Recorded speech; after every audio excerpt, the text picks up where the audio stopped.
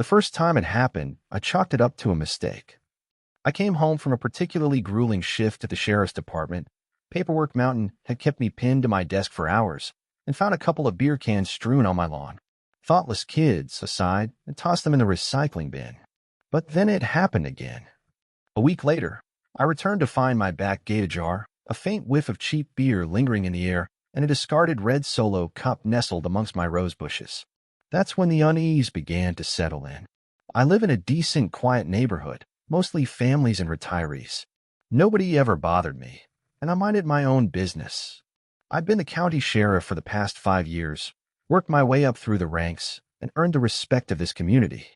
I wasn't the type to invite trouble or have any enemies that I knew of. So the idea that someone was deliberately trespassing on my property felt deeply unsettling. My gut instinct told me it wasn't random. I had a feeling it had to do with the new neighbors that moved in a few blocks away. Karen Hawthorne and her little boy were the talk of the neighborhood for the past few months.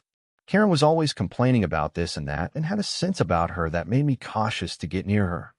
I decided to set up a simple security camera pointed at my backyard. I didn't want to jump to conclusions, but my inner cop was screaming that something wasn't right. I configured the camera to send notifications to my phone whenever motion was detected. That night, I lay in bed, the tension in my shoulders easing a little. At least now I'd have some answers one way or another. I started thinking about the job, and maybe I was just too stressed out. It was hard being the sheriff of this county and all the pressure that comes with the job. I drifted off to sleep, thoughts of paperwork and petty crimes swirling in my mind, completely unaware that my quiet little world was about to be invaded, and that the perpetrator would be someone who harbored a disturbing level of entitlement and prejudice. Soon I would learn what Karen's son was up to when I was gone, and I was not going to like it one bit. He would soon come to find out that messing with a county sheriff was not something that he was going to get away with. The insistent buzz of my phone jolted me awake around 11 p.m. My heart pounded as I fumbled for it on my nightstand. Motion detected in the backyard. I held my breath as the live feed loaded on my phone screen. There he was, Karen Hawthorne's son, a skinny kid, maybe 17 or 18, letting himself in through my back gate. He wasn't alone. A gaggle of teenagers stumbled in behind him, clutching beer bottles and laughing boisterously. It was a full-blown party.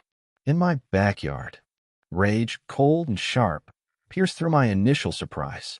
This wasn't just a random teenage prank. This was a deliberate invasion of my privacy, a blatant disregard for my property. And the fact that it was Karen Hawthorne's son, a kid who had given me the stink eye on more than one occasion, made it feel deeply personal. I watched as they turned on my outdoor lights, cranked up some terrible music on a portable speaker, and began milling around my patio furniture like they owned the place. For a moment, I considered calling it in. Have a couple of deputies come and shut it down. But the thought of explaining this whole bizarre situation to my colleagues, the potential for gossip and speculation, made me hesitate. Besides, something about the brazenness of it all fueled my desire to handle it myself. This kid needed to learn a lesson, and he needed to learn it directly from the person he was disrespecting. I quickly threw on some jeans and a t-shirt, grabbed my badge and service weapon, standard procedure, even on my own property, and headed out the door. As I walked towards my backyard, I could hear the music getting louder and the sound of laughter and drunken chatter filling the night air. My jaw tightened. The audacity. They were treating my home like some kind of abandoned clubhouse. I took a deep breath, steeling myself for the confrontation. This was going to be interesting. I just hoped I could keep my cool and handle the situation professionally. But deep down, I knew that this kid and his mother had just crossed a line that they were going to regret. They were messing with the wrong man. As I rounded the corner of my house and stepped into the backyard, the partygoers stopped dead in their tracks. The music cut off abruptly, and a hush fell over the crowd. All eyes turned to me, a mix of confusion, fear, and drunken bravado etched on their faces. Karen's son, whose name I later found out was Chad, stepped forward, a smirk playing on his lips. Well, he drawled. Look who decided to join the party. Didn't know you were the neighbor, old man. This is my property, I stated, my voice calm but firm. I held my badge up, letting it glint in the light. And you are all trespassing. The party's over. Everyone out. Chad scoffed. Trespassing. Relax, dude. We're just having a little fun. Besides, my mom knows people. She said it's fine. She basically runs this neighborhood. I kept my expression neutral, though his words were like nails on a chalkboard. The casual arrogance, the blatant sense of entitlement. It was infuriating. Your mother has nothing to do with this, I said, taking a step closer. This is my property, and I'm telling you to leave. Chad puffed out his chest. You gonna make us, old man? What you gonna do? Call the cops? I doubt it. My mom knows the sheriff personally. That was it. The dam broke. I am the sheriff, I said, my voice now laced with steel. And you are all under arrest for trespassing and unlawful assembly. The color drained from Chad's face. The smirk vanished, replaced by a look of sheer panic. He glanced around at his friends, who were now staring at me with wide, frightened eyes. I could almost hear the gears turning in his head as he realized the gravity of the situation. I had never felt this good in my life. He would soon learn that he's not allowed to do the things that he's doing and that there are consequences for his actions. The bravado evaporated from Chad's face as quickly as spilled beer. His eyes darted around, searching for an escape, but I stood my ground, a solid wall between him and the gate. You're the sheriff, he stammered, his voice barely a whisper. I nodded, my gaze unwavering. That's right. And you're in a lot of trouble. Panic set in. He started sputtering excuses, trying to backtrack, but the words tumbled out incoherently. I didn't know, my mom, she said. He was a pathetic sight, the tough guy act completely gone. But then something shifted in his eyes. A spark of anger, fueled by fear and a lifetime of ingrained prejudice, flickered to life. This is bullshit, he yelled, his voice regaining some of its former volume. You're just doing this because you're... He trailed off, searching for the right word, his face contorted with malice. You're doing this because you're black, aren't you? You think you can push us around because you got a little power. The air crackled with tension. The other teenagers gasped, their faces a mixture of shock and embarrassment. The casual racism, the blatant prejudice, it was sickening. It took every ounce of self-control I possessed to keep my composure. I had dealt with this kind of ignorance before, both on and off the job, but hearing it spewed at me in my own backyard was a different kind of blow. I took a deep breath, reminding myself that I was a professional, that I was the sheriff, and that I would not let this kid drag me down to his level.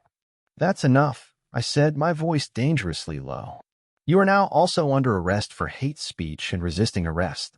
I reached for my handcuffs, and Chad suddenly tensed, pulling away. Get off me, he shouted, flailing his arms. You can't do this. My mom will sue. She knows the mayor. I quickly subdued him, pinning his arms behind his back and snapping the cuffs in place. He struggled and cursed, but I held firm. As I led him towards the gate, I glanced back at the remaining teenagers. Everyone else, leave now, I commanded. If you're still here when my deputies arrive, you'll be facing charges as well. They scattered like cockroaches, disappearing into the night. With Chad handcuffed and sputtering obscenities in my ear, I radioed dispatch. This is Sheriff Grassel, I said, keeping my voice calm and professional. I need a unit to my residence immediately. We have multiple counts of trespassing, unlawful assembly, hate speech, and resisting arrest. I gave my address and requested backup to assist with processing the scene and transporting the suspect. While waiting for the deputies to arrive, I sat Chad down on my patio chair, keeping a close eye on him. He continued to rant and rave, spewing a torrent of insults and threats. I ignored him, focusing on the task at hand.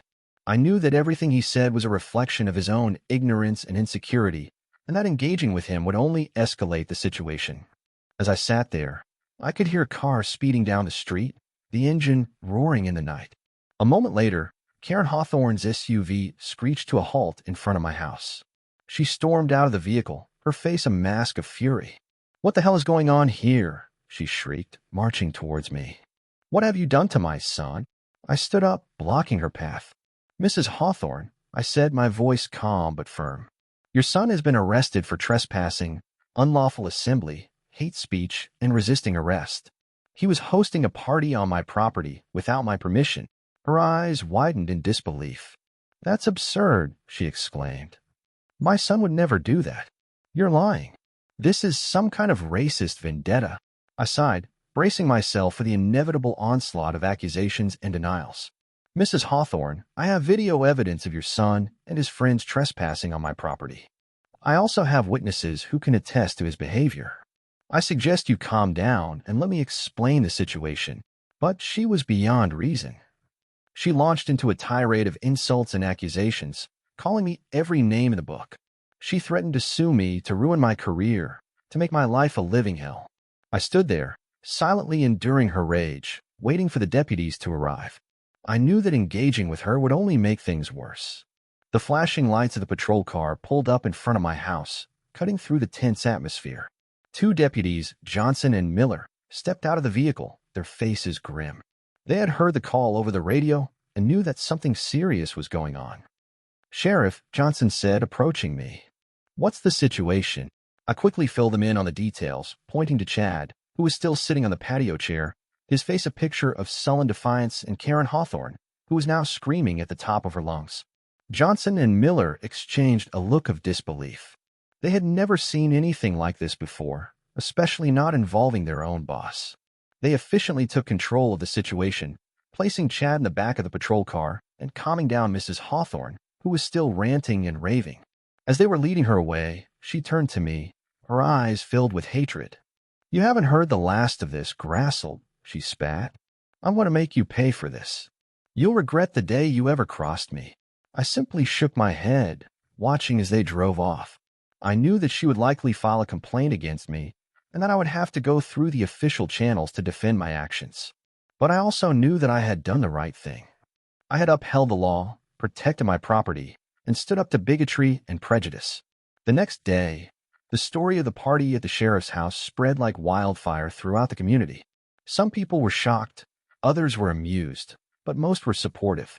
They were glad that I had taken action against Chad and his friends, and they were reassured to know that their sheriff was not afraid to stand up to anyone, regardless of their social standing or connections.